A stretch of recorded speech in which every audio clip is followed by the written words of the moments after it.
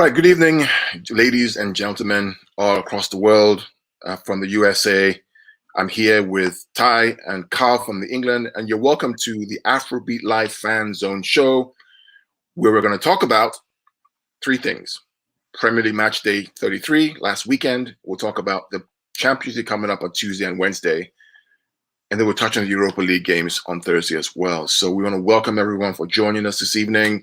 This is supposed to be a very quick chat with some good friends about what we saw, what we see, and really what we hope going forward this week, at the end of this week, for all the English teams in the European competition. I'm hoping for good luck for all of them.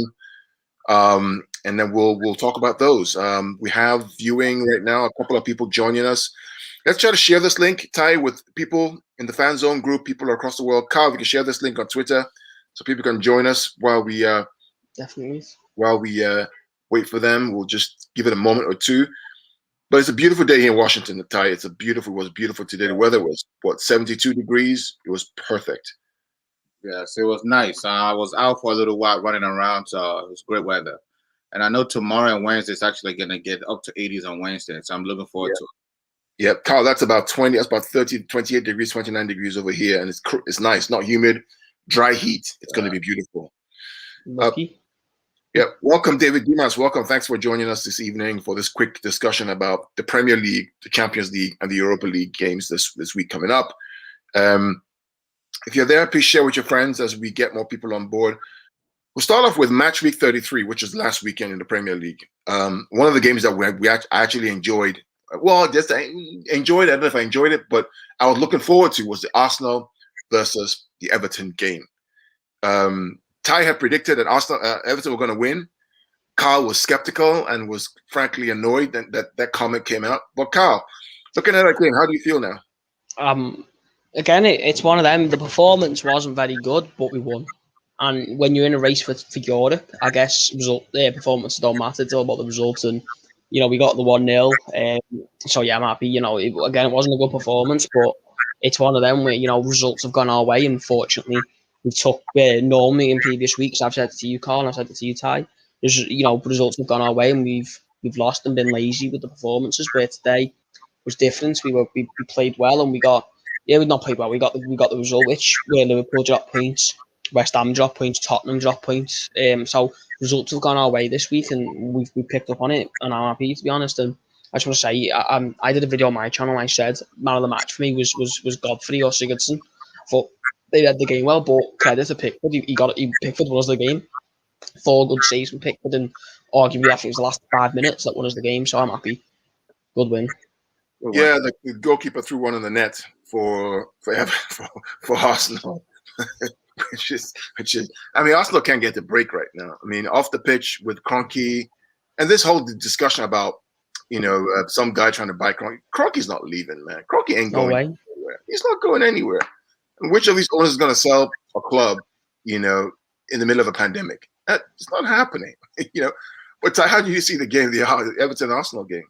Oh, I loved it. I mean, let me rephrase it. How did you know Everton were going to win that game? I have a big faith in Ancelotti. For me, he's in top 5 best coach in the world right now, period. He can make lemonade out of lemon. He can make changes in game, and he's got the guys. He's got a good group of guys that trust him, and he trusts them. So when needed, those guys will step up. I've never seen Hamas play this well in the last, as he has played for, Ancelotti this year, that in the past few years. Haaland, he's great in that middle. Even Iwobi, that it was going down, that Arsenal sold, has gone under Ancelotti and started performing. So this particular game, I don't know. I just don't think Arsenal is there yet. And Arsenal not being 100% there, as you can see, Leno, he's a very steady goalie, but that's a big mistake. Everton attacking 3 is not bad. Yeah. It's a good game. Yeah, Richarlison, Calvert-Lewin, and who was on the right side? I don't know who's on the right side, but those two at least are decent players. It was different. It was Richarlison was on the right. Yeah.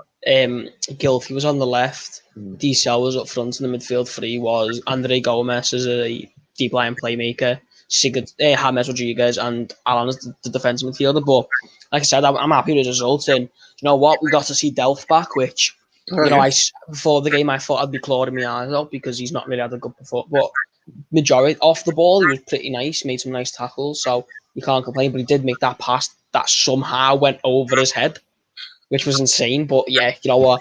I'm happy. I'm actually happy with the win. You know, that's what we needed, and we've got some good games coming up. Villa, who seem to be off, you know, the great start they had up to December, they seem to be slowing down. I think it's 4 defeats in the last 8, and 3 draws and 1 win. Yeah. So, you know, and they've lost. They've had a lot of games against the bottom of the table and they're losing. So that's a good one. We've got Sheffield United, you know, they're down. They've got nothing to play for. Wolves, who seem to be a shot. You know, it looks like Nuno could be on his way out to Wolves. You know, they're not very good at the moment. It's all going wrong. And we could also have a City on the last day of the season, have nothing to play for, and also could have a Champions League final a week later. So, you know.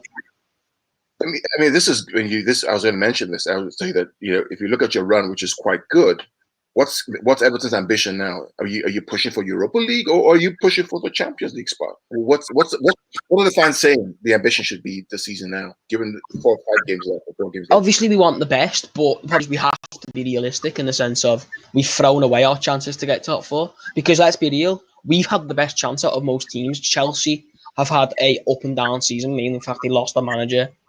Tottenham have lost the manager now. United, you know, they've been good. City, they've been the 2 probably best teams in the league, you could argue. Leicester haven't really had an up and down season when you think of it. They've been 4th, 5th, 6th, 3rd, 2nd. They've had a weird season.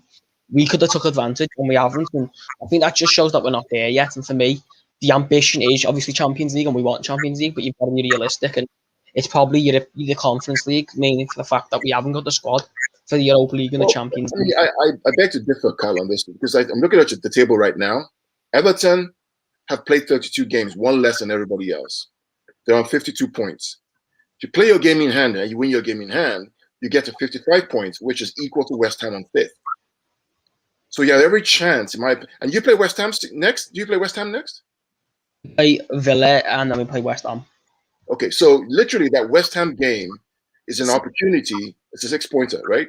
Where you can actually cement your 5th spot place and make the Europa League.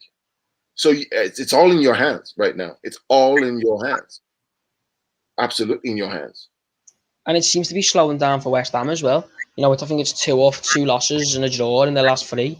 So, you know, a lot of teams are dropping points. But I said this, the likes of a Villa, a West Ham probably can't keep it going when it comes to the last 6, 7 games of the season because it's very physical. And fortunately for us, we have players that have been in European fights. Gylfi Sigurdsson at Tottenham and at Swansea, got in the Europa League with Swansea for I think 2 seasons in a row under Rodgers. You've got James, who's a Champions League king. He's won it more times than I think any other player in the Premier League. So it's, for me, you've got to look at it and say these are winnable games, but you've also got to be realistic in the sense of we've not had the best of games and we're not in the best of form. So yeah, you know. I hear you, Carl, but I think to Ty's point, you mentioned earlier on, I think a week or 2 ago, we talked about the mini season, right? This is your mini season. The next 4 or 5 games is your mini season. If I'm Carlo, and I'm sure he's going to do, the mentality is, guys, we have a chance of making Europa if we win our next 4 or 5 games, and it's possible.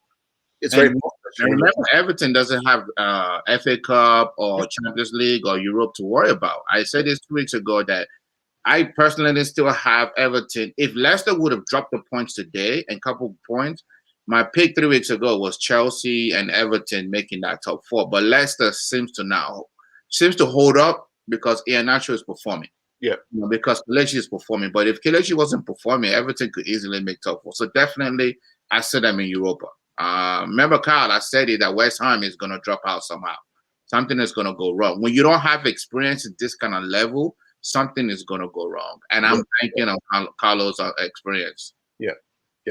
So David says we need a show on VAR. So David, we actually did a show on VAR probably a couple of months ago. I can certainly share the link to you on what we talked about. We've covered this extensively, all parts of the VAR discussion and the debate itself. So we can certainly share that link with you. Speaking about 6 points, so Everton, good luck to you guys. I think again, Carl, you guys need to push the pedal to the metal. I mean, you have the opportunity to cement your Europa League spot. It's going to be a battle. That game against West Ham is going to be critical for you guys to match them, and then we'll take them eventually. So good luck on that, mate. Speaking about 6 pointers, the West Ham Chelsea game was a 6-pointer. Yes. So you took 3 points off of West Ham, but you also gained 3 points as well, which put you in fourth place now with 58 points, 3 points ahead of West Ham in fifth, and then 4 points ahead of Liverpool in sixth. So even though I think out of your competitors, Chelsea, West Ham, Liverpool, I think you have the hardest run. Yep. However, you're in good form. You're not letting go, so that should be your advantage. What do you think about the game? How do you think the game went? Fantastic. I was running around for the little event that I had Saturday, so I missed the first half, and I kind of timed it that way so that I can catch the second half. But later on, I went back and watched the first half that I missed. Chelsea definitely was the better team, and this was the massive, massive game. Everybody I spoke to, I kept telling them this was a 6-pointer game. We need to take this 3 points away from them, like you say, and we get the 3 points and drop them. This is a game that we couldn't afford to lose. This was a must-win. And the guys came out with that intention as a must-win game.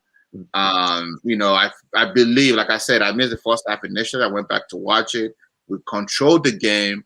Timo, who has been struggling, got the only goal of the game. I was so happy for him. Then I was pissed at him later on because he missed 2 other chances. And I'm oh man, I thought you shake this thing off. I don't know what's wrong with the kid. But I hope that 3 points that he got us, gave him confidence. Tuhel's game plan was on point. It wasn't the most exciting game, let's be real. I'm not saying it was a great, exciting, fun back and forth game, but it's one of those games where you do what you have to do to get the points, to get the 6-pointer that you really, really needed. I was impressed that because they limited West Ham to little to no chances, really, except for the time that our defense made a good mistake. Mendy didn't really have to make too many goal-saving shots. I think he had maybe 1 or 2 savings in a game that was fantastic. But overall, Chelsea did what they had to do with this tough schedule that we have. Yep. No major injuries, so now you got to get ready for Madrid. So, Ade, welcome, Ade George. Thanks for joining us. Hey, again. Sorry, running late. Always love to have you on. In fact, we're giving you a green card now, permanent green card. Oh, okay. Thank God. The next we'll change your green card to Book Bali. Thank you. I appreciate that. So, talking about that game, I don't know if you watched it, but what do you think about that red card? Was that a red card in your opinion? Which one? The one on Balbuena, the West Ham. No, that wasn't a red card. It's I think the commentators mentioned it on air. The VAR ref wasn't somebody that played the game, so his judgment was off. I mean, there's nowhere.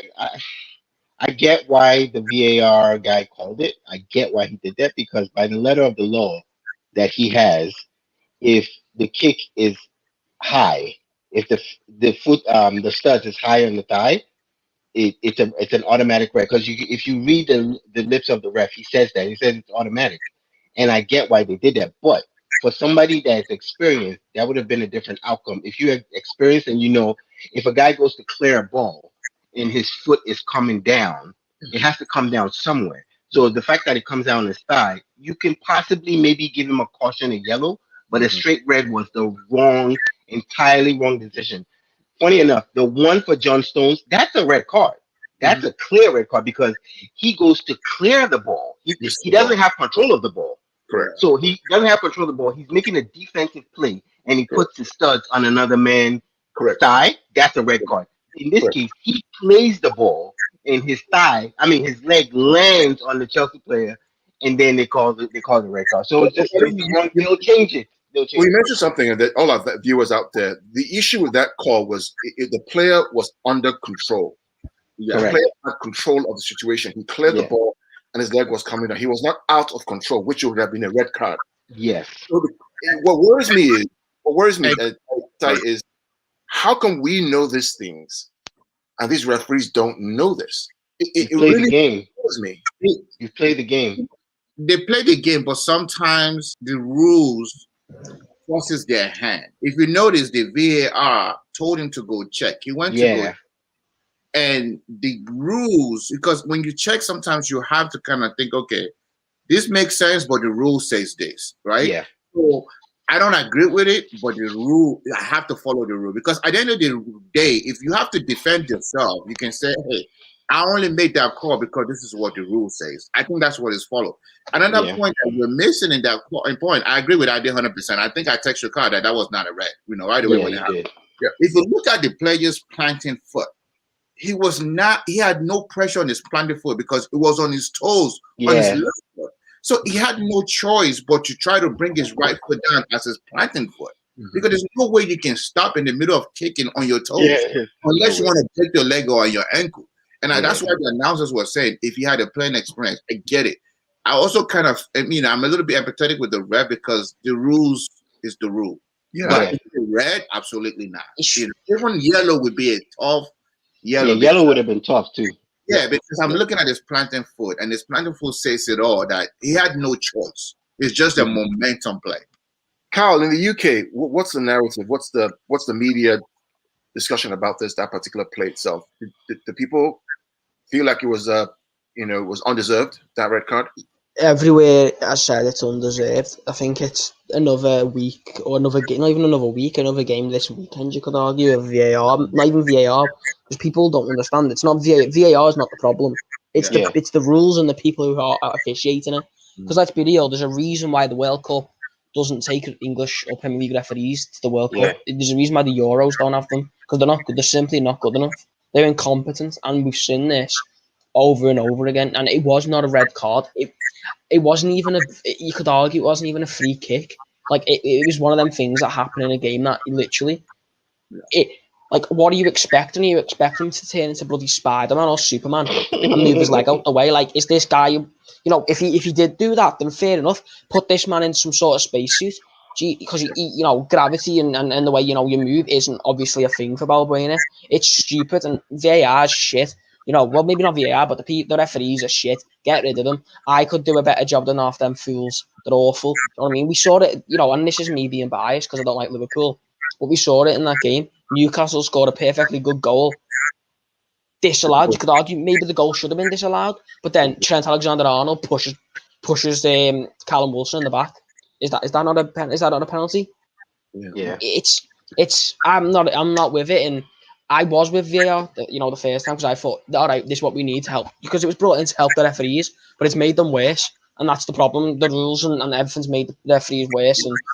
And I think you raise a good point. I think the issue is it's the rules and it's also standard referees. In Europe, in Champions League, the referees are good for the most part to get things right. So more to come on that. Let's talk about real quick. Sorry, Carl, before you change the topic, if you notice also, because sometimes I always look at the players' demeanor and their voices. When the referee went over to look at the red card, none of the Chelsea players was asking for a red card. They all kind of stood there like, okay, what's going to happen? So sometimes the player tell you what the call should be. That's just my final say on that. Absolutely. I watched the Leeds versus Man United game, and I was really intrigued with that game because it does two things. One, it opens up, in my opinion, second spot slightly to the other team because United's next game is against Liverpool, right? And they're at home. If Liverpool win that game, all of a sudden Leicester is 2 points behind United. Chelsea win their game, all of a sudden it's 3 or 4 points behind. But what I was impressed with is the fact that Leeds have played United, City, Chelsea, Liverpool have not lost a game. I think at the beginning of the season, we talked about the fact that there's going to be a surprise team this year, and I think Leeds are finding their groove in terms of being able to defend properly now. They're going to be a serious problem next season. A serious problem because they're going to add more players, and they found a way to survive in the Premier League. Not just survive, but actually just right behind Arsenal. And they could finish above Arsenal this year. Yeah. Let's think about the game. It's not Bielsa though, isn't it? Because Bielsa's not signed a new contract, and his contract runs out June 1st. He's still not signed the contract. So realistically, he's got a month left, and let's be real. Will be Tottenham have sacked Jose and aren't going to put him mind at the end of the season. Arsenal are probably going to sack Arteta. So I can see him going to a bigger team. And not just that, I have a feeling Leeds are very good, but I still like. It's not even the fact that United, it's that Leeds defended well. It's you look at the game for City. City rotated to an unbelievable amount and played some players that Mendy barely plays. A lot of players in that team don't play in them positions or barely play. And United look like they're not focusing on the league. They know they've got top 4. So they're just going into Europa League now. They're focused on Europe. Where I think, look, don't get me wrong, Bielsa's a phenomenal manager, phenomenal system, incredible football. But I think I don't rate Leeds as high as everyone else. So maybe that's just me. I just don't think Leeds are anything close to what people. I don't think they're good enough for top 10 next season. I think this year they've been let off with the likes of Arsenal being poor, Southampton being poor. Teams who points who normally get into top 10, top 12 points have differed. And the season, let's be real, other than City, no one's been good or consistent. So, what do you think about the Leeds performance? I mean, are they going to be a threat next season? I think Leeds are one of those teams they'll figure out next year. Unfortunately, I think they'll figure them out from the aspect of they come in, they're playing how City did when City started their brand of football. It was new. It caught everybody by surprise. People didn't know what to expect when they played Leeds. Wow. So Leeds came in with this brand of football, which is all attacking. And what these managers do is they go study. I mean, they're students of the game. They'll study them. They'll figure out, okay, this team likes to attack. What did they do to City? They figured out City's move was, well, attack you. They leave the space open, and people started countering that. But then Pepper readjusted. So I think Bielsa is going to go through a phase, kind of like what happened to Sheffield. Sheffield came in, surprised everybody. They were fifth in the league their first season, and then people realized, oh, this is how they play.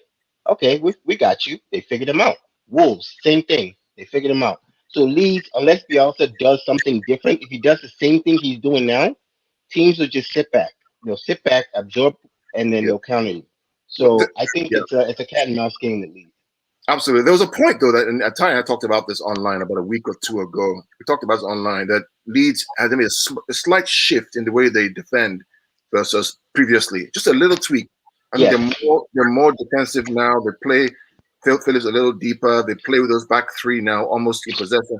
So I got a little difference of opinion with that. When they played City, they played more defensive than I've ever seen them. Yeah. Because they know City style. So Bielsa adjusted for the City game. Even Pep mentioned it. It was a very different game than what we were used to seeing from Leeds. When Leeds played United, not so much. There were a lot of spaces open behind. Rashford got in behind. They just missed. They couldn't finish. But they didn't play United the same way they played City. So I'll give them a bit of a credit for that, for adjusting for the City game. Can I just say, if you look at Leeds' results, a lot of the teams they lose to are low block sides. We play a very low block, we beat them. Tottenham play a very low block, they beat them. Manchester United, you can argue, play a very counter-attacking side. They are very counter-attacking. And in that game at Old Trafford, they sat back, absorbed Leeds, and then straight away it took 2 minutes and they got them. Correct. That's the way to beat them, and that's the way to beat Wolves. Wolves 2 seasons ago, they don't play attacking football really. They like to keep the ball and play defensive, not stay compact. And the big teams realise, okay, they want the ball. Let's just have them the ball because they can't create when they need. When for example, Wolves can't create with the ball, they need counter attack. They need spaces open, and if you don't let them have the space, they can't create. You look at the Leeds game against us; they just passed the ball around the midfield because they couldn't get past us because we sat back and we have the ball. Mm-hmm. Yeah. So let's talk about. So I've got my own. I had them as a surprise package of the season. I think so far we've been generally right on the fact that they've done well. Good luck to them next season. I hope they also stays in because I think they're good for the Premier League. I'd rather have them than have the Watford come in and Watford get battered 8-0. What's the point, right? So we'll see what happens. But let's switch over to the Tottenham game, yesterday's game, the EFL final, Tottenham versus City. Ty had talked about it before. He wanted us to beat Tottenham. And, from the first whistle, City battered them. And that was a game of they just battered them. Shots on goal, possession, half the field. Stefan had one shot on goal. And anybody else feel the same way that, it was basically two teams on two different levels? Ty, yesterday? I think if Jose Mourinho was still there, it would have been like 4-0. And the reason why I say that is you wouldn't have had any attempt to actually attack, right? They would have sat back, and they don't have the team to really, really sit back and defend. Even though, like you said, they were outmatched, outplayed, outclassed, even though they tried to attack at some point, but it just wasn't there. I was kind of surprised that they didn't start Bale, but I would have started Bale. right? Because when you play City, you kind of have to attack City at some point, which we leave your back open. But City is not playing with an outright nine; they're playing with a forced nine. So it kind of give you a little bit of wiggle room to kind of attack City so that they can't come at you. And you want to leave an extra man in your middle to defend, have like 2-6 just in case when Kevin De Bruyne or somebody else have that ball and they're trying to hit you on a quick counter. But again, the game was what I expected. I was just kind of surprised that it was only 1-0. I wanted more goals in that game, period. So it's unfortunate Tottenham's fans have to go another year, maybe 2 or 3 more years before they can win anything. But it is what it is. And I think right now, next year, they're actually going to be worse as a team because they're not going to have Bale. They're not going to have money to really buy anything. The idea to buy Jose Mourinho in the first place was the dumbest thing they could have done, and Ed Levy should be fired. Are they coming to you? I mean, I look at Tottenham's accounts. They got a loan from the Bank of England for, I think, £175 million, which is due to be paid in May. They have no Champions League next year. Fans will not be fully in the stadium, so they're going to have less revenue. Meanwhile, the costs are going up. Harry Kane, what does he do, mate? What if you're him, what do you do? I mean, given that he says, I mean, with these sources, they usually get it right. When the players start, talking a little bit, they talk to their buddy just to leak it.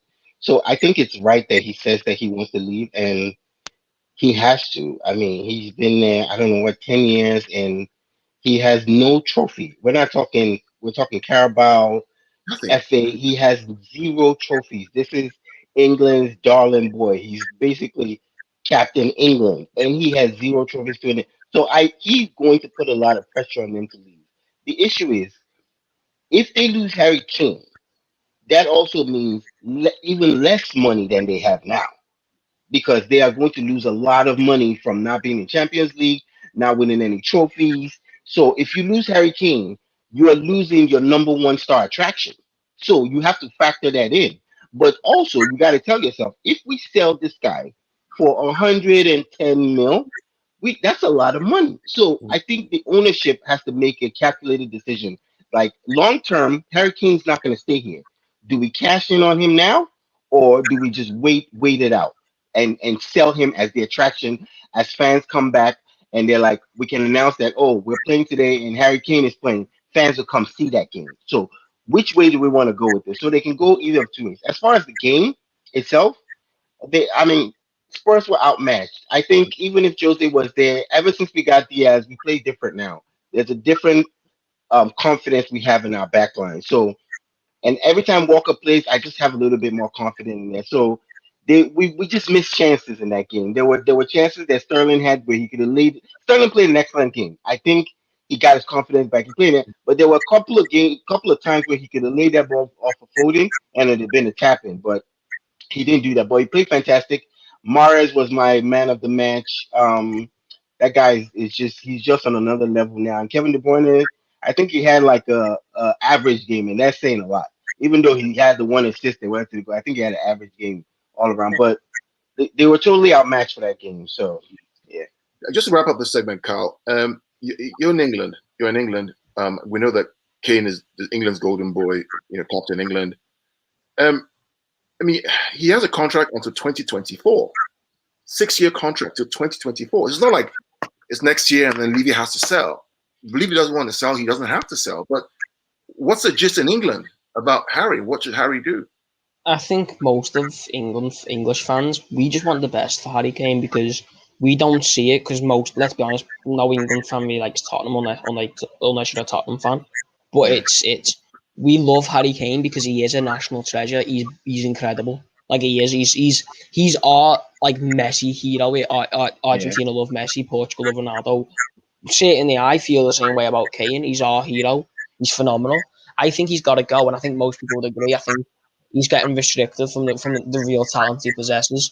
He's not scoring. He's scoring goals, but nowhere near as much as he's capable of because he's not at a world class team. Because Tottenham don't play a good system. They don't play any good style of football. But yeah, I just want to see where he ends up. I think it'll be City or United. Personally, I think he stays in England because I think he wants to break the Shearer record. But look, we've all said it. Oh, one second, let me just. Yeah. How's it now? I feel the same way as well, that Kane will have to leave or force a move. He has to. Where he's going to go, I don't know. I don't think he's going to come to City, but who knows? Nobody has any idea right now. Don't you think when Kane leaves, that's going to force Son to leave immediately, or even a year after? Most likely, yeah. Because there's that little tandem between both of them, and I think Son is starting to realize, listen, I got a couple more years left. I got to win. I got to build my legacy. Yeah. So that's going to be a disastrous event when those two leave. Yeah. Also, Carl, is my mic still echoing? Yeah, it sounds a little better now. Yeah, I just think mainly down to the what's called the Tottenham City game. I don't think it was anything to do with players or the fact Mourinho weren't there. Pep just managed it well. Yeah. Because he knew, let's be real, he lost that game a few months back in a very bad way, and he won the game. So, well, it was a great decision from Pep to play that style, and City won.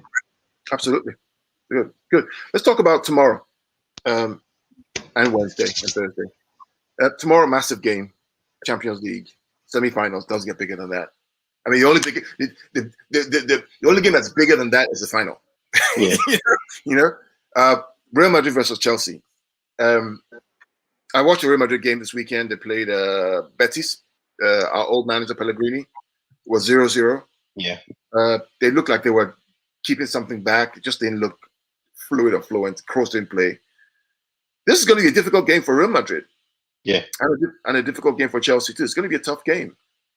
I think in my opinion, I think the advantage that the fact that Chelsea are playing away first of all helps both Chelsea and City in terms of the first leg being away, because they can kind of feel out the game, see what's going on, try and get the away goal, and it changes everything in the second leg. Yeah. Ty, how do you feel about this game? What's your gut feel telling you? What are the tactics that Chelsea are going to put in play? How would you play Real Madrid? I know you love both teams. You're a fan of both teams. How do you see this playing out? This is a game that actually gets me very, very nervous because of two things. One, I'm a fan of both teams, but if I have to pick one of the two, obviously I'm going to pick Chelsea because that's my favorite team in the world, period. And also, I don't know if you guys remember, I said it about a month ago, I never bet against Zidane because he has proven over and over again in Champions League that he knows how to play that game. He knows how to play in Champions League. So I can never bet against Zidane in Champions League. That's the main reason why I'm so nervous about it. But with that being said, Chelsea's defense is actually better. Benjamin Mendy, who's the cousin to the other Mendy, has done a good job as a goalkeeper. I think Timo, Ziyech, and those guys, they will play a little bit better than they usually play in the league because I feel like they still have a little bit of adjustment to make in EPL. But when it comes to Champions League, they kind of come out of their shell a little bit. And that's why we are able to get this far where we are now with the combination of, Kai, Ziyech, and Timo. So with that being said, if Chelsea win or when Chelsea win, I'll probably say 1-0 or 1 goal difference. I'm worried about Benzema. I'm worried about the pace, of the winger, the kid. I forgot it. Vinicius, thank you. Because you have Rudiger. He's probably going to start Thiago because we do need Thiago. We need his experience in the back. Then who do you pull on the right? He just played Aspil almost a whole game and they pulled him out. James got the pace, but doesn't have the brain sometimes, on the right side. So, and you really don't want to start Rudiger, Thiago, and Zuma because Zuma and Rudiger, they're kind of the same kind of player. You know what I mean? So it's a very nervous game to make it, to make the story long, but I'm still picking Chelsea to win both the first leg and the second leg. And you are right. Having away first gives you that little advantage. I did come into you on this, I took a long look at Chelsea, and to be fair, I'm not a Chelsea fan, but to be fair, they're actually a very good side. They're well coached. There's some great players, and they can be a problem for any team that doesn't have their kahunas on that day. Yeah, Real Madrid are potentially a different prospect because they're the kings of the competition. They won it 13 times. How do you see this going? How was Zidane approach this? If you're Zidane, how do you approach this, Ade? So the funny thing is, I actually didn't rate Madrid high. I didn't because I picked Liverpool to beat them. I picked Liverpool to beat Madrid. So I did rate Madrid high, and all of a sudden I don't know what happened, and they must have had a conversation. And Madrid has been playing fantastic football. I don't know what happened to Vinicius. He's playing that wing well, and sometimes he assists. I think sometimes he's still a little bit selfish, but their midfield play has just improved, and that's why they made all the gains they're making in La Liga right now. They've had obviously a couple. I actually saw the game they played against Pellegrini. They had chances in that game. They just didn't finish. So they've been playing well, and we all know Chelsea's in fantastic form right now. Chelsea's defense is so solid, and I think Chelsea's defense is actually better than Real Madrid's defense. The problem is Real Madrid's front line, their midfield is better than Chelsea. So this is going to be a game of tactics. Who gets the tactics right? I don't see how Chelsea can play. I don't see how Chelsea's midfield can play better than Real Madrid's midfield. That midfield is just what they're old, but it's still one of the best in the world. So if they can break down that Real Madrid's midfield, Casemiro, Modric, and those guys, then it's going to be a tough one. It's going to be close. I see Madrid winning one of these games, and this is going to come down to goal difference. Maybe Chelsea pulls off a draw tomorrow away, and Madrid possibly could get that win when they come to Chelsea. So it's a tough game, but I think Real Madrid has a slight edge. If I'm just being Yeah. unbiased, they have a slight edge. Carl, Plus, you can't forget the experience factor. The yeah. experience factor is just undeniable. No one can deny that. Carl, I did raise a very good point, about the margins involved in this particular game. And to be fair, this is what happens in the Champions League semi-final. It's margins. I mean, it's a mistake. It's somebody just fell over. It's a penalty. It's a referee brain fart. I mean, in this level of competition, it's just those margins. Who do you think, Carl, will be the matchmakers tomorrow, both on the Madrid side and the Chelsea side? Who's going to make the difference for both teams?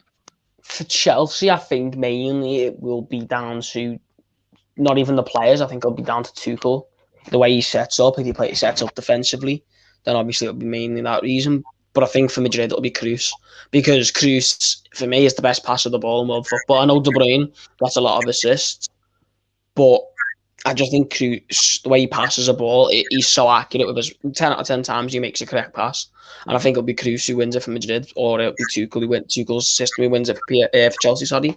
But it's going to be a great game, and it's going to be also, I think a lot of people aren't giving Zidane credit. Zidane's went away because he was conceding an unbelievable amount of goals at the start.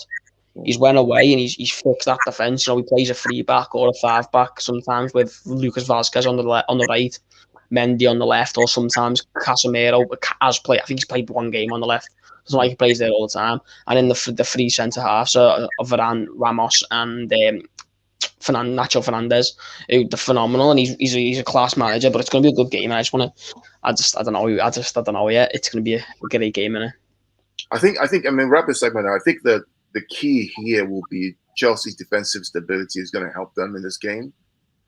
I think that they can deal with the pace because Premier League players are fast. Mm-hmm.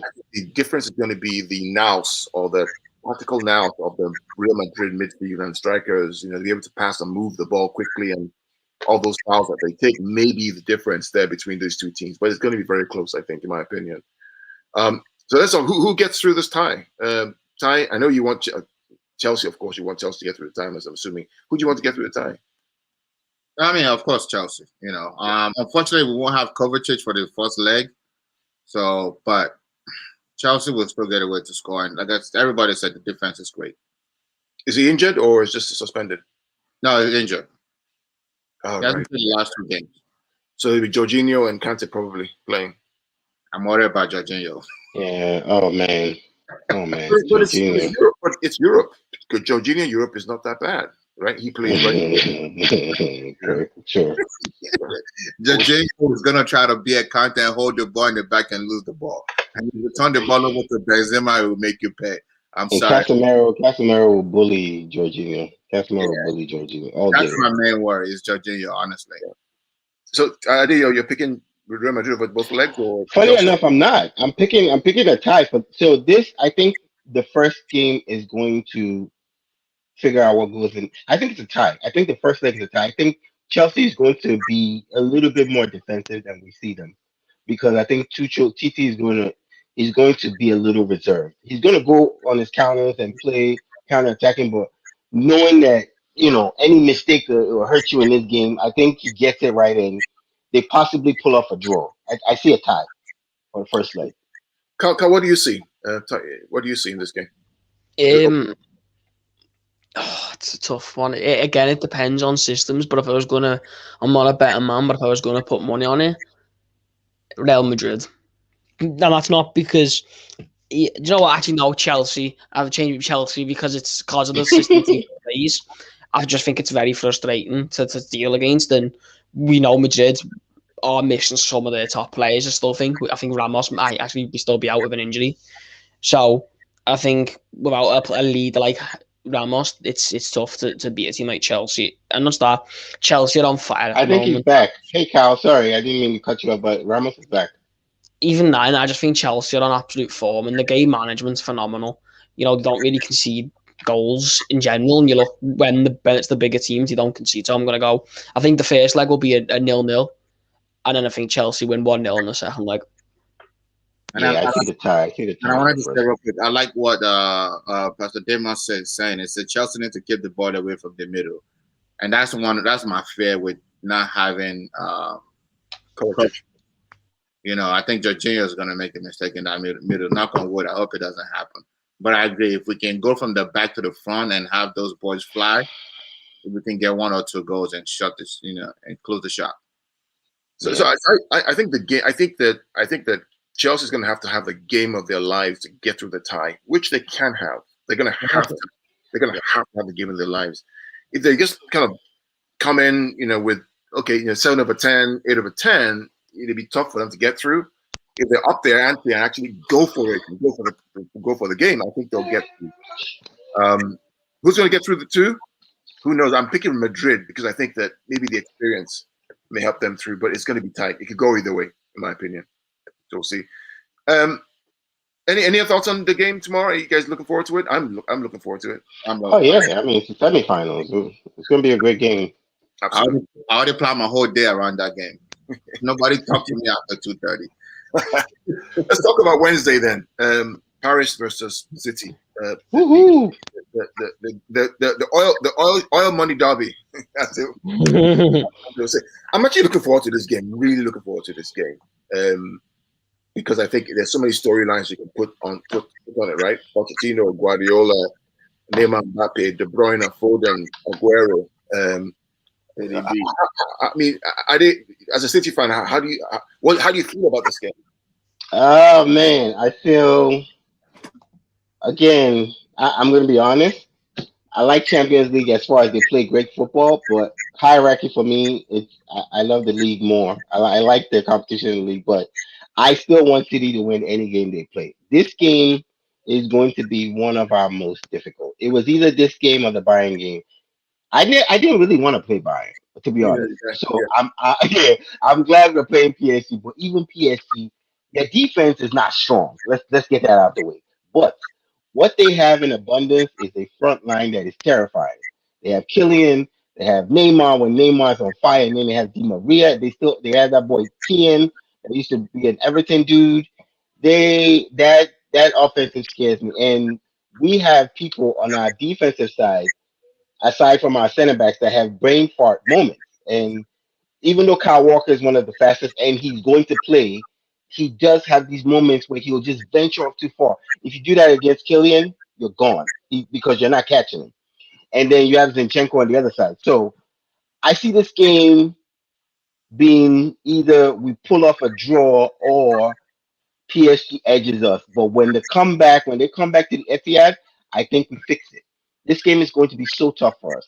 So I think you raise a good point, and I thought about, and I'll come to Kyle and tell you in a minute. I thought about this game, and it's going to be a shootout. The first leg, it's going to be a shootout. probably going to end up 3-3, 4-4, 4-3, 5-2, or something like that because of both teams' strengths and weaknesses. PSG can't defend for their lives. They're terrible in defense. Yeah, they're terrible. Midfield. But they have strikers up front that can actually trouble us. So Yeah. Guardiola said in his press conference, you can't control them. He's not going to try to control them. So he's basically going to try and go for them as much as he can because their defense and midfield are not very strong. And the other thing too is City's away record this year in Champions League and in Premier League is probably the best in Europe in terms of wins. So it's going to be really interesting to see how these two match up against each other. Again, the fact that we're away the first leg, I think may help us. For the second leg, that may be a challenge. But I'm excited about this game. Carl, Ty, what do you guys think about this? What do you expect, Carl? I see PSG winning just down to, I think, when it comes to I think City miss a lot of too many chances in games. Certainly in big games, for example, we saw it against Dortmund and we saw it against Tottenham. City miss a lot of chances, and maybe you're fortunate because Tottenham they play the low block because they still have that Jose Mourinho system in them. And then against Dortmund, again, they were just conservative and they missed a lot of chances, where PSG won't miss them chances because they have Mbappe and Neymar. And we know pace hurts City's back line in a sense of Leeds game, for example, the pace hurt them. The Tottenham game earlier on in the season, it hurt them. So pace does hurt the City back line. And the problem is when Mbappe gets through, he's probably not going to miss them chances. And Keylor Navas for PSG is one of the best keepers in the world. And he plays a lot of one-on-ones and shots. So it is one of them. I just think PSG are more clinical than City. Yes, City's the better squad overall, but it's a style, and styles make great matches. And I think PSG's style will just outdo City style for the fact that I just think PSG are more clinical. And I think City not having a striker in this game will be one of the reasons why Pep in the summer goes out and gets a striker. You know the funny thing you mentioned that, Carl. I actually think that if we play with a striker, we'll lose. Play with Jesus, we're going to lose. No, I don't mean what I mean, mate. Is the fact that with a number, I think because you're playing a number 9, and let's be honest, you probably will miss a lot of 6-7 chances where you probably could say they could be goals.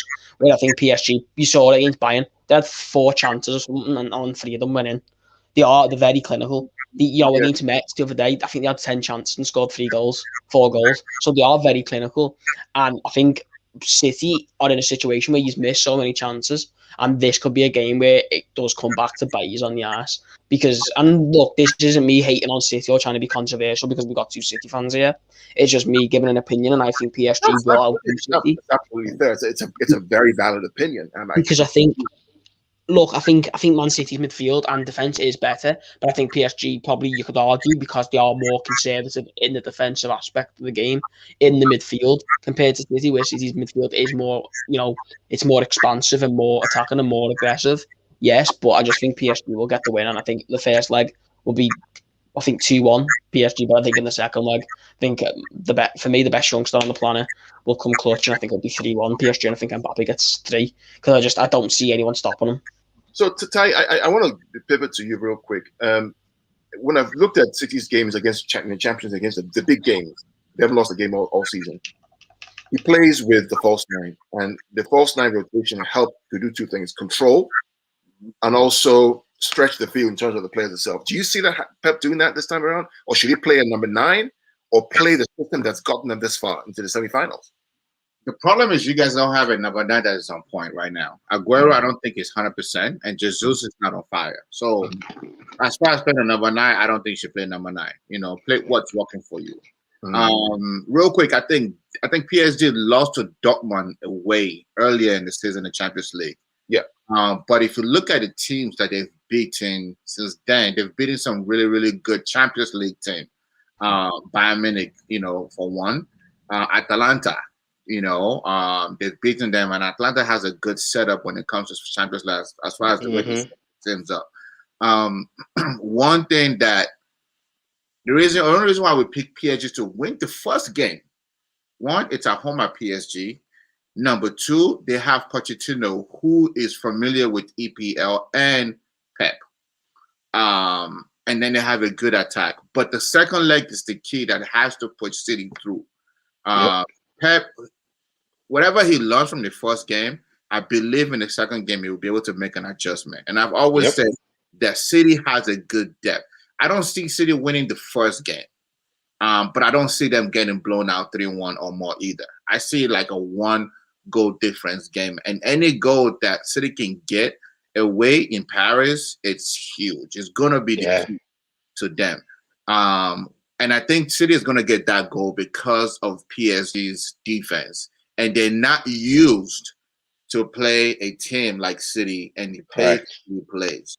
Remember, I've always said, I said a couple years ago that for the next 5 years, I don't see PSG winning Champions League because the league is so weak, and when they go into Champions League, it's a different pace. I'm starting to change that tone only because they have Pochettino, who's coming from a fast-paced league. And I've watched a couple of the games since Pochettino got there. The only difference I've seen from what Pochettino was doing and what Tuchel was doing with them was their game is getting faster. But because they don't have the top quality defense that Tuchel has, they're conceding a little bit more game. That's not true, Ty. They've conceded more goals under Tuchel than they have under Poch. Under Tuchel, Tuchel didn't play the system he played at Chelsea. Tuchel played pretty much an expansive system. But the problem was he didn't play with like 2 defensive midfielders. He was playing Danilo Pereira more up, and he was playing Marquinhos in midfield as a number 6, where Marquinhos is better in a free back, in my opinion. But I think Poch, that's a fair point. But yeah, I just wanted to say that, because I watch the PSG and I watch the Liga. I just want to say the Liga is not it's not bad. The Liga is it is competitive because Lyon, Monaco, and Lyon have really come good over the last year or two. No, but it's the pace. I'm talking about the pace, right? Oh yeah, the VPL is so much better. So that defense is going to have to get used to it. But what you're going to see in this game is PSG is going to go more direct than they've ever gone direct in the league, because that's the only way they're going to be able to keep City away from attacking them. So if I have to pick one to answer your question, I have PSG winning the first leg and City probably winning the second leg and moving forward. So it's interesting. I watched we watched the Barcelona PSG game again, the round of 16 game at Paris. And if PSG play like that against City, they will get battered. They sat back, and they were missing chances. 1-1, I believe it was 1-1. I think Messi scored 1, and I think Mbappe scored 1. So it's going to be interesting because I actually think the opposite. I think that we're actually weaker at home in the Champions League, and we're actually stronger away. Look at all our results. We're actually better away than we are at home. So, but I do have a question though. Yeah, is Mbappe 100%? No, he's not 100%. I think he had an injury. Went off injured. So we'll see if he's going to play. Yeah, he's going to play. He's going to play. It's just like the Harry Kane thing. Harry Kane, I knew he was going to play. That whole injury. Mbappe's going to play. He's going to be 100%. Yeah. So with that game, I almost agree with Ty, almost 100%. Like, I think they beat us, but it's close. But if there's one manager that I trust that can go back and do his homework, and I don't really, I'm not a big believer in this, they play better at home. I think you play your opponent. It's your opponent that you play. So you're going to prepare for your opponent, regardless of what your record is at home or away.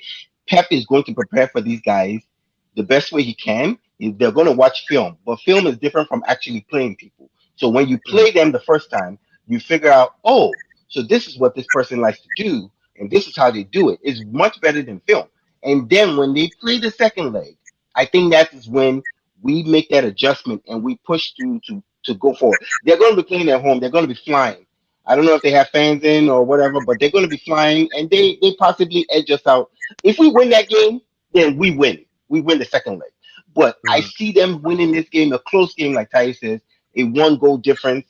That Mbappe is not going to count. I'm sorry to disappoint you. Mbappe is not scoring 3 goals against City. That's not going to happen. He'll score a goal or so, but it's going to be close. Sorry, Kyle, real quick. Last leg, remember when they played at Bayern Munich, they got 3 goals, but when they came home, correct, they didn't get any goals in second leg. It's an adjustment. Coaches make the adjustment to the style of play, and it was difficult for them. Even though the great coaches do that. Ty is 100% right. Great coaches do that. Sorry, Ty, I didn't mean to cut you, but you're 100%. I agree with him 100%. The great coaches make the adjustments. The stupid coaches go out and do the same thing again, like Jose, and they get crushed. We are not going to do that. We will make the adjustment. The Hansi Flick made the adjustment. Do you think that the lessons that City can learn from Man United? Man United have played like 3 or 4 times. They beat them a couple of times, actually. Even only beat them a couple of times, even with Mbappe and Neymar. Things that City can learn from United's game against PSG that we can learn from? The reason why Man U was able to beat them, and I think we had this conversation offline, because Man U is a counter-attack team. They can up a little bit of pressure and send guys over to attack PSG defense that is weak, right? You guys are not a counter-attacking team. City is a football playing team. They move the ball around. They're going to beat you with passes and and switch the ball. So when you play a team that is counter-attack, it has its benefits. It might not be pretty, but it has its benefits. Well, I'll tell you what, guys, these are going to be fascinating games on Tuesday and Wednesday. Anybody who loves the game should look forward to Real Madrid versus Chelsea, City versus PSG. And to be fair, all 4 teams deserve to be right there. The reality is they're probably the 4 best teams in the Champions League at this point in time, and they deserve to be there. And good luck to both sets of teams. I'm rooting for the English team. It'd be great to see a Chelsea versus City final. I think the fireworks will be incredible.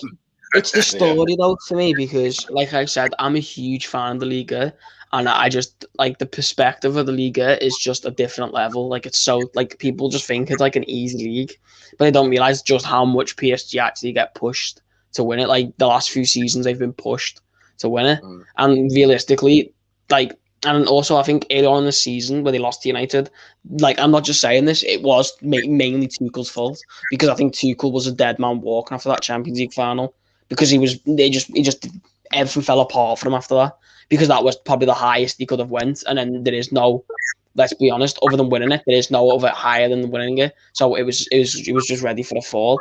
But it's not because I think City are crap that I think PSG will beat them. I just want to say it shortly. I just think Mbappe is that good, and I think we've seen what he's done to everyone else. No one stands in his way. He's just like, I rate him up there as one of the best players on the planet. I just think he's exceptional, and I think it only takes one from him. And I don't know. I just think PSG win just because of him and Neymar. I think he said the same thing about Haaland too. And Haaland, City are the only team that Haaland hasn't scored against, which is impressive. So I think if there's any moment, in my opinion, that this club can leap over, I think this is the moment. I think the players are on it. This win against Tottenham this weekend was the tonic they kind of need. I think they're going to be on it. And if the club is on it, if the City players are on it, there are very few teams that can beat them. So it will be interesting. I'm looking at this game to see what can we learn from their character. Are they really ready for this next level? But we'll see what happens. So it's Madrid, Chelsea, PSG, City, first legs Tuesday, Wednesday, and then we'll probably come back and talk about second legs once we can digest what happens this week. Yeah. And wrapping up real quick, we have 2 other games in the other competition. The Europa League on Thursday. Arsenal Villarreal. That's an interesting story. Yeah. Because both teams want to use Europa League to get Champions League next year. You have Unai Emery with Villarreal, who was Arsenal's former coach. You have Arsenal needing this competition to win this competition to even get a chance of Champions League. How does this go, guys? Tomorrow, on Thursday. What does Arsenal do? What happens? Remember how I said about Pochettino knowing City because he was in the league? This is worse. This is the coach that was on the team, coached the team, that knows all the players. Yeah. So this is like, I know you to a whole new level. I don't even know a phrase or a word to describe it, right? Yeah. I mean, he knows this team. He knows, and it's so sad that Arsenal is not a good form. But when it comes to Europe, I'm always pro EPL, right? But this one, I don't see how Arsenal can pull it off. That's a tough one for Arsenal. That is right. They're not in a good form, and you're playing a coach that knows your form, that knows the players. Mikel Arteta's confidence is not high right now. So Bolu said Arsenal will be crushed Thursday. I'm not going to use the word crush, but I'm going to say it's not going to be pretty. Yeah, it won't be pretty. And I think, but the only advantage is Arsenal are playing away first. So does that help them? You think? No, it Yeah, doesn't right. matter. No.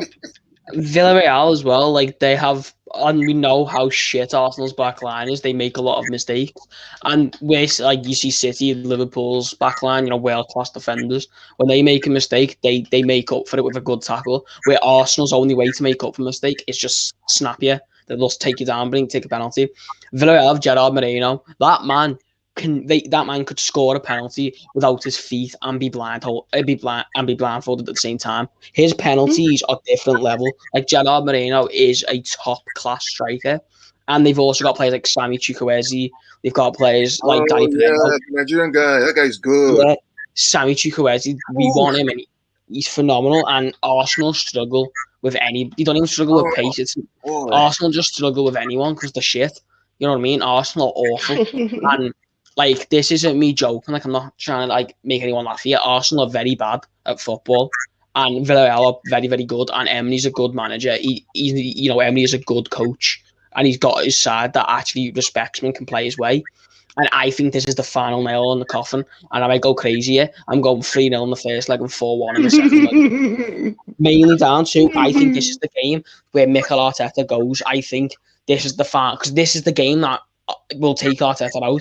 And I also think Arteta will over-rely on Partey, because he does that all the time. He over-relies on Partey. And if you look at some of Partey's ratings after every game against Atletico, on average, he gets on average, when he used to play Atletico in the La Liga, he used to get on average of 4.9 per game against Atletico. He's always flopped against Atletico. Yeah, And I just think Arsenal shit.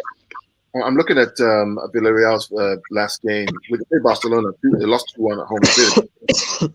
Chukwueze is right there. You have Raul Albiol, who's good. Pau Torres is a good guy. The Spanish keeper is in goal. Paco Alcácer is there. He's also Spanish number 9.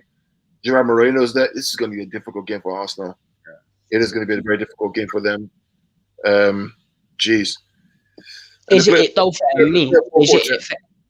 Is it for Emery though, Carl? If Villarreal go, for Arteta, if Villarreal go out and smash Arsenal, like probably most people do predict, is that it for Arteta? Because that's the man that they sacked and then replaced them with Arteta just to get knocked out the Europa League and by Unai Emery. Yeah, who knows? Who knows what's with Arsenal? Anything can happen. But even if they lose and they get killed, why would you fire him now? Just let him finish the season out. Yeah. I mean, it's not Galatasaray, so anything can happen with Arsenal. So, yeah.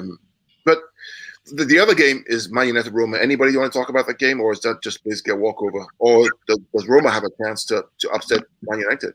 No, they don't. Nah. Remember, I said it this year that Ole, even though he's trying to tell the fans that it's not important for him to win a trophy, this is his trophy to lose. I will put it that way. This is Man U's and Ole's trophy to lose. And I'm sure he wants it worse than anybody. He just doesn't want everybody to know. And if he gets this, then those diehard Jose Mourinho fans that say, at least he wants something, guess what? Whatever he wants, does it count anymore? Absolutely. Also, go ahead. Roma are in very bad form in general. They've won 4 games in 2 or 3 months. And the games they've won have basically come in the Europa League, I think 2 or 1 league. I just think Man United as well. I think this is a competition that I think, like I said before, Ollie's going for, and he knows that this is his to lose, like Ty said. I just think it's United's trophy, mate. I just think United are going to win it. Yeah. Just going to finish up with the game on Sunday. Big game on Sunday. United versus Liverpool. This could be Liverpool's nail in the coffin for top 4. Or it could open up second spot to Leicester, Chelsea, even Liverpool. How do we see this game going, guys? United at home, Liverpool coming to Old Trafford. Ade? United Liverpool. Wow. Liverpool they're in a state of like depression, it seems, man. They're kind of depressed. I picked Man United winning because Liverpool just seemed like they've given up on this season. That game that I saw Liverpool play, and they scored 2 goals in like 2 minutes on Liverpool. They've given up. I see United winning. Liverpool don't look like they're interested in playing football anymore. Ty, can they afford to be in Europa League next year? They'll be glad to be in Europa League because they have no Yeah. choice. Remember, I said it before. I think it was before the Real Madrid game. We had a show, and everybody was saying maybe Liverpool has a chance against Real Madrid. I'm like, no, their form is bad. The defense is bad. They have no chance. Yeah, I should have listened to you, Ty. And You were right. since that time, they're still not. The form is not together. So this Sunday, fast forward to this Sunday, I see Man U winning on Thursday, have super confidence, go into Sunday and get the 3 points from Liverpool, and everybody's gonna watch Klopp turn red. The only, the only team that Liverpool has beaten since that Real Madrid game was Aston Villa, and that was a 2-1 lucky win. Lucky win. Absolutely. I think United I just think Liverpool, I just think top four's done for them. I know mathematically we can still get it, but on average they're getting 2 wins and then it's a draw, or 2 wins and then a loss. They're just not consistent as Chelsea or as Leicester have been. So I can't see them getting it. And I think United, this will just be an easy win. I think it'll be like a 1-0. Or then a 1-0 doesn't sound it, but Liverpool don't look like scoring, you know what I mean? You could have no keeper in goal and Manny would still miss. Do you know what I mean? Like, I don't know what it is. I'm loving it because I love seeing the shite fail. Do you know what I mean? I love it because they deserve, to be honest, they deserve it as a club because they just do, because who likes them? No one likes Liverpool. So to be fair, some people like Liverpool. We have some friends who are Liverpool fans, so they're come on, Carl. We all want United to win. All Liverpool fans are not the same. Just like all Chelsea fans are the same. There's some Chelsea fans that I don't like, but hey. Ty, the problem is I have to live and go to college and go to work. Check this out. This is Liverpool's last 6 games, right? They beat Arsenal 3-0. We all just agreed that Arsenal sucks. Since then, they scored 1 goal against Real Madrid in the first leg. They scored 2 goals, which we agree was a lucky win. Then since that game, 0-0 against Madrid, they haven't scored. 1-1 against Leeds and 1-1 against Newcastle. How do you have a front three of Mane, Firmino, Salah, and right behind him you have Jota, and Thiago, and you can't get more than 1 goals per game in the last 3 games? Yeah, it's difficult. Well, that may be it for them. I mean, come Sunday, if Man United pull off the win with the 3 points, I think their top 4 race is dead, and they'll probably just go back to Europa League and hopefully. I see them in Europa. Now, I thought they could make that top 4. I even picked them to be in that nonsense. They are not. I told you. Yeah, you're right, bro. You're right, but I still think it's between you guys and West Ham for that. Leicester is not losing nothing. People are saying Leicester. I knew Leicester wasn't going to drop off. It's between West Ham and Chelsea. We'll see. The case of Leicester is that Leicester have to lose 2 games, but they still have the head-to-head to play against Chelsea. Yeah. So Leicester's in form, man. Kelechi is on fire. That game today, man. That boy, he need to get all his money. They need to pay that boy. That boy, he set up 4 assists for players, and they missed every chance. Come on. Yeah. That boy's on fire. I see Leicester. Leicester is secure in that 3rd spot. It's Chelsea, West Ham for the 4th spot. Remember in the group when Crystal Palace was up 1-0, I was quiet. I knew there's no way they were gonna pull it off. Yeah. Anyways, guys, this has been good. We've talked about so many things about the last match week. We've talked about the games that we enjoyed. West Ham, Chelsea, Leeds United, Arsenal, Everton. We talked about the Champions League games tomorrow and Wednesday, and the other competition, Europa League, on Thursday, and potential top 4 nail in the coffin for Liverpool on Sunday. Yeah. So we'll call it a wrap. Any last words from you, Carl, from Liverpool? Just thanks for having me on, mate. It's always great. And pleasure. May long this year, may long the Champions League and fun football, you know what I mean? I just want to say, football's saved. So we don't have to go panicking. We don't have to go over the top. Football's fine. And let's just love football. Let's hope Liverpool lose every game to the end of the season and the Toffees win and we get top 7. Up the fucking Toffees, up football. And just, what a time to be alive, innit? Yeah, absolutely. Ty, any final words from you? I'm going to piggyback on what Kyle said, that football is safe for now. Great. I'm so glad that all the panic is going away. I can't be happier that for a change, you know, the rich people they got the boot. So that's my last word. Football is safe for now. Yep. Your rapper is safe for now. Do you see this? I don't see anything that Colin and Ty is saying. People say football saved, and I think there's a misunderstanding on what's actually going on. That's why I feel football's not safe from anything. I mean, the little teams didn't win anything. Those teams were never making Champions League in the first place. So when teams say they save football, I'm not sure who they saved it from. I think what we did save it from is a competition where there wasn't any risk reward. You save football from that. But as far as the little teams winning anything, no. Burnley has a lottery's chance of making the Champions League. Aston Villa, all these other teams, it's a lottery chance of making the Champions League. It was never about them. It was about fixing UEFA, making their competition better, and making more. The owners want more money. I mean, they're business people. I have no qualms with what they want. But creating a competition where there wasn't really competition, I think that was where people were like, come on, you went too far. Just to wrap up. Kyle, sorry, I don't mean to extend the show. So what football is safe from, right? At least those Burnley, Leicester, all those other teams, they have a chance. People wait to America, not because everybody that comes to America is going to be a billionaire, but at least you have a chance. You have a chance to strive. You have a chance to compete. Please quantify that. Very, very, very tiny chance. Yeah, but at least you have that chance. Now, what you do with that chance, it's up to you. You know what I mean? So that's what football is safe from. Not just that. Again, like I said, like just to say what I said, I'm not going to go for ages. It's a lot of people are forgetting that if it's it's not, to me, I don't give a crap what the competition is. For me, I don't agree with it any part of it, because it's not just about money. It's the aftermath of what it does to the football league, not just the Premier League, the Championship, League One, League Two, grassroots football. A Super League would destroy grassroots football, mainly down to the fact Premier League clubs, we could not survive without the Big Six, because they bring most of the TV rights. I think they bring 89% of the TV rights to the UK, to UK, the Big Six.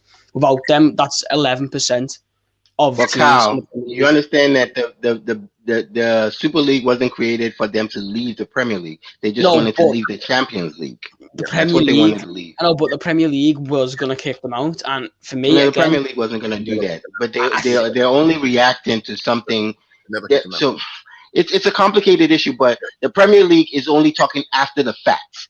If the Super League actually got created, if the Premier League kicked out those teams, their revenue would drop to it would lose 80% revenue. They were never going to do that. But because it didn't happen, they can now say, oh yeah, you know what? We were going to kick you out of that. So it's all after the fact. Though. It's money. Here's a little factoid for everyone to consider. Think about this, right? 3 days afterwards, after this ESL was announced, UEFA's got a line of credit, right? Line of credit from $2.4 billion, which they currently is award money, to $7 billion in 2 days. You tell me that's not planned? They know exactly what they're doing. This is all planned to get the money. I know, but by the way, the revenues for the ESL, right, was supposed to be $10 billion. Correct. It was a negotiation that happened. So fans may think that they save football. The billionaires still won. I mean, billionaires are always going to win. They got exactly. Remember how we said it, that even if this thing doesn't happen, we did say that. Football forever. FIFA and Europa will now wake up from what they should have done years ago. So again, I think football fans saved the world. Just real quick. Bolu, I really love the Wolves. They're not playing well. Espirito's staff manager, him and Scott Parker, they're just one of my favorites. I love the guy. That's why I support the team. So that's why I have the jersey. On that note, good luck to Chelsea tomorrow. I hope you guys win. I hope you guys win, even though I do actually hope Chelsea win. I don't want Real Madrid to win this thing. I don't. And I hope to win. I hope it's an all-English final. And I hope it's an all-English final in the Europa League, which means that the fourth spot, be Liverpool, get kicked out to the Europa League. So we'll see. Till then, guys, talk to you guys in about a week. We'll review phase 2, match day 2 of the UEFA Champions League. And we'll talk to you soon. Peace out and take care. Bye. Awesome, guys.